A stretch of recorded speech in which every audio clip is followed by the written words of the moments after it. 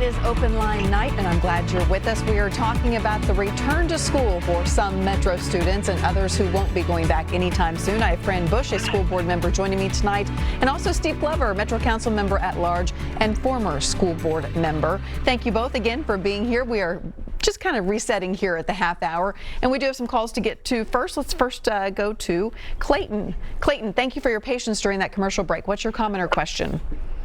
Yeah, I want to first say that I am really in total support of the very carefully sending the kids back to school.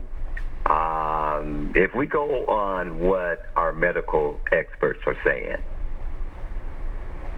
putting the kids in a building altogether, yes, there's going to be some lag in the learning. But what are you going to tell that parent that loses that child for sending them back to school? Thank you. Okay, thank you, Clayton. And this is the concern that some folks have.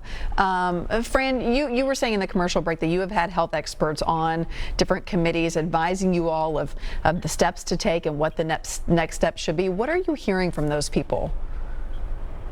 Well, again, it's been very interesting because the American Academy of Pediatrics, and we've had some very fine epidemiologists, pediatric doctors that are well respected in this country that have actually served on our committee to give us a safe way of transitioning our kids back into the classroom. So we did not take the recommendations from those experts, and we simply relied on the metrics from the health department.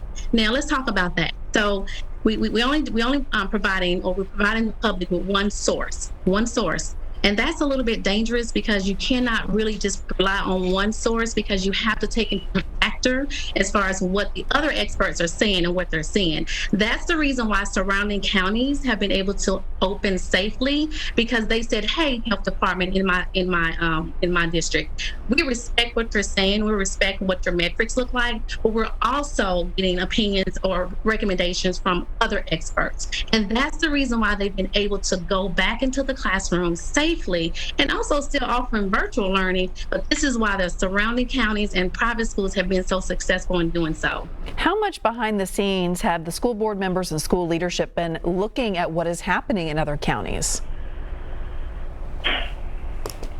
Well, that's a good question. You would think that we would use them as an example or a model of transitioning our students back into the classroom.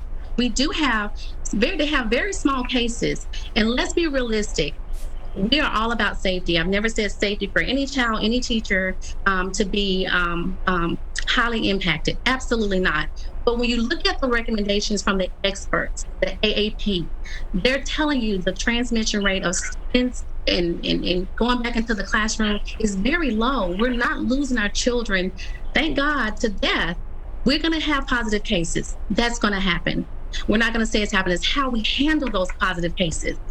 That means that we do our quarantine, we follow the processes and procedures. And again, parents do have options, but I also feel that some of these metrics that we're seeing has scared parents and our teachers. Okay, let's go to Linda on the line. Linda, thank you for hanging in there during the commercial break. What's your comment or question? Hi. Okay. My comment is this. If we had not listened to people like these two on the panel, who I believe are just jockeying for position, we wouldn't be in this shape now.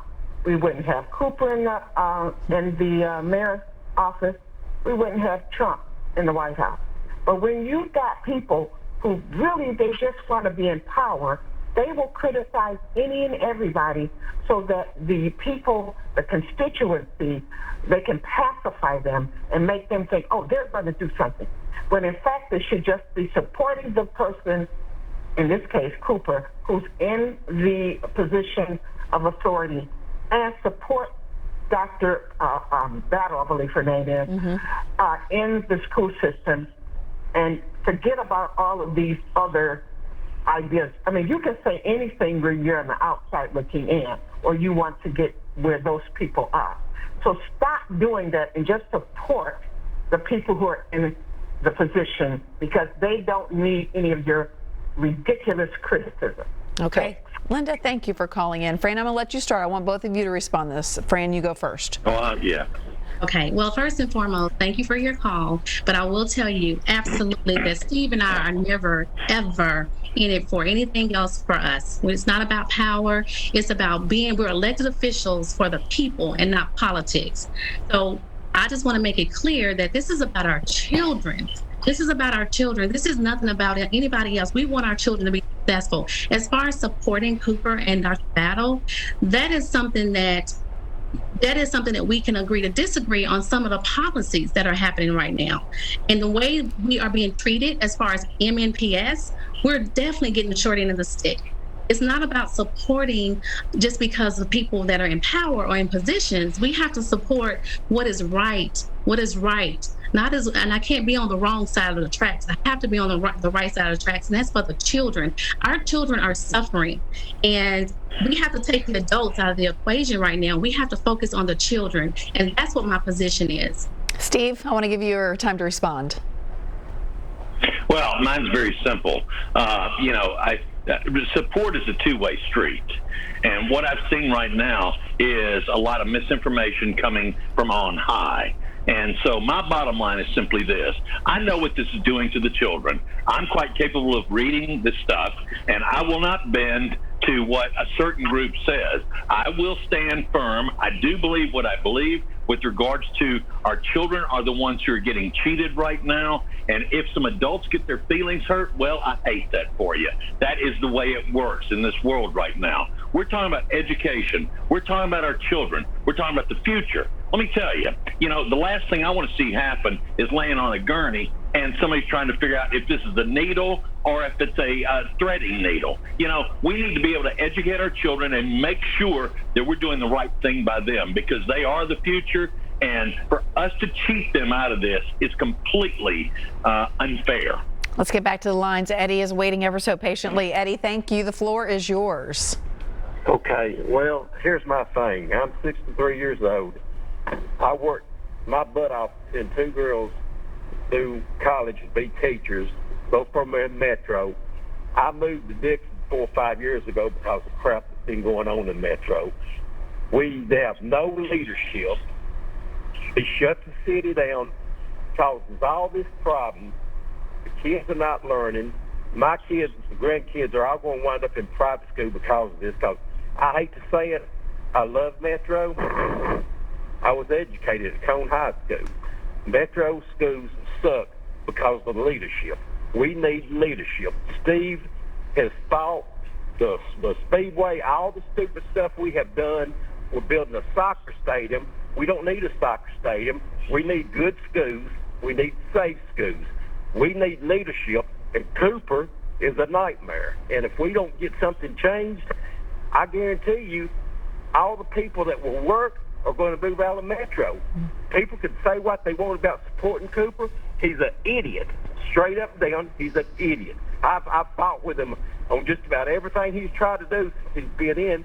He's just an idiot. We need leadership. That's what we need.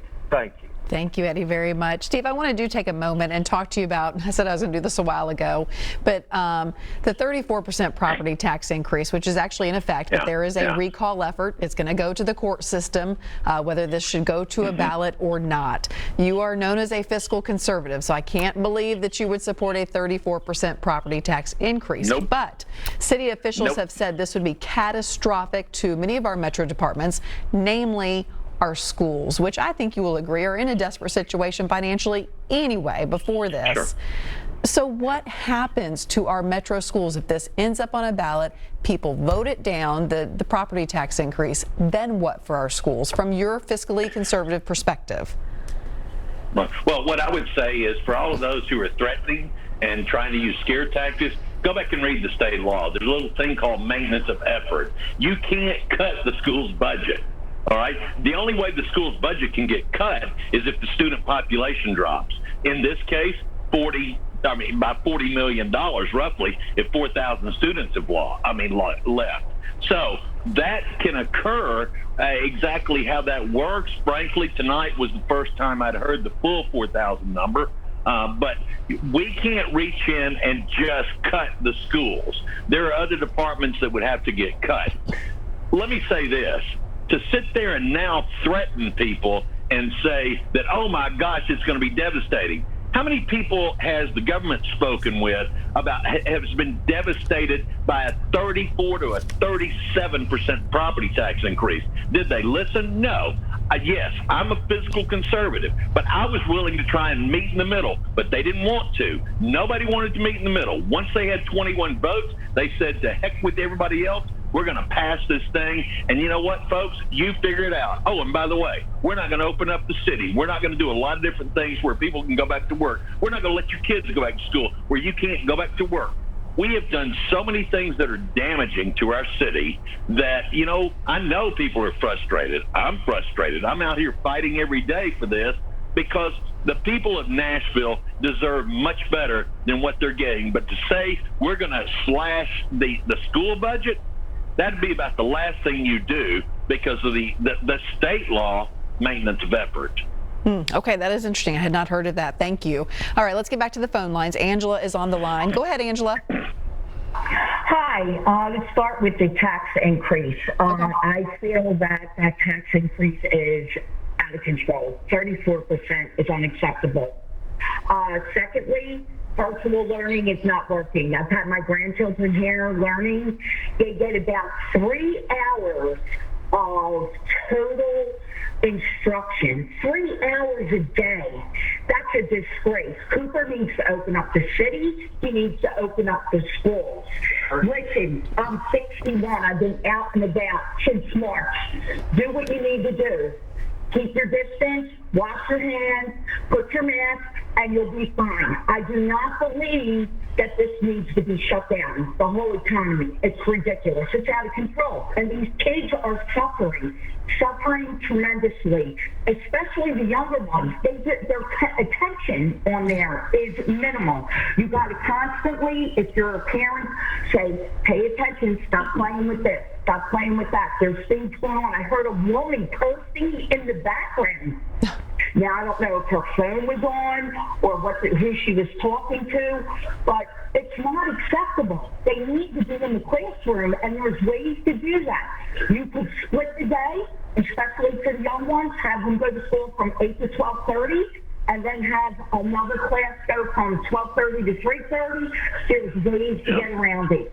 Nobody's trying. Nobody wants to try anything. It's so easy to be like, oh, open the computer and let's do it. All right, Angela, thank you so much for your call. And I can attest, just as an elementary parent who had to do the virtual schooling on a hybrid schedule, so true for the young ones trying to keep their attention. And it's a parent's full-time job to also do the schooling at home. This isn't just virtual learning, it's also virtual teaching for the parent at home. Fran, you run a daycare center as your day job, and you've had to kind of alter operations to deal with the virtual learning. What have you observed from those in your daycare? Are you ready? I don't know. Am I ready? Oh my goodness.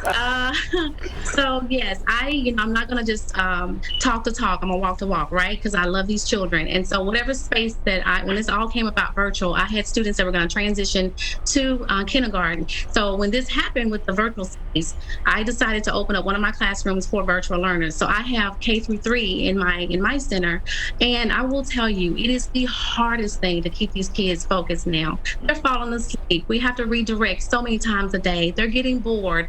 The teachers have to, call their name several times because they're not staying focused. We have kids that have cried. I had to take one of my students off just on Friday. He just could not he just didn't have no interest. He kept falling asleep on the screen, and I did everything I could. We did jumping jacks. We went outside because it was kind of cool just to get them, wake them up. It's just not interesting. And when I took that student off that virtual learning because it wasn't working, I didn't want the teacher to constantly keep talking to him. So I just said, you know what? It's not for you right now. Let's give yourself a little time. As soon as I shut that computer off from him, he perked up and he was like, oh, Miss Fran, can I do this? Can I do that? So what does that tell you? They're tired. They're saying, this is not for me anymore. This is not what I want to do. They love their teachers, and the teachers, again, are doing the best they can behind the screen, but they are definitely falling apart. Interesting. Okay, let's go to Vera on the line. Vera, thank you for waiting. You have the floor. What's your comment or question? My comment is is on the reading level that the children are not keeping up. At one point, children were required to read at least 20 minutes a day, even before the pandemic and everything started. If we could just, if parents would help their children a little bit, like 20 minutes out of each day with their reading and stuff, at least that part would keep up. And as far as the taxes and things that they're requiring for property, it's a bit much. I think they should have used some of the money that we were getting when all the people are coming into the city for different events. What happened to that money? You know, why wasn't it distributed better? But all in all, I think our children can be helped a lot more if parents would just spend 20 minutes more a day in trying to help them do certain things. Yeah. Thank you. Thank you, Vera, for calling in. I have to take a quick break. We're going to squeeze one in and come back with more calls. Stay with us.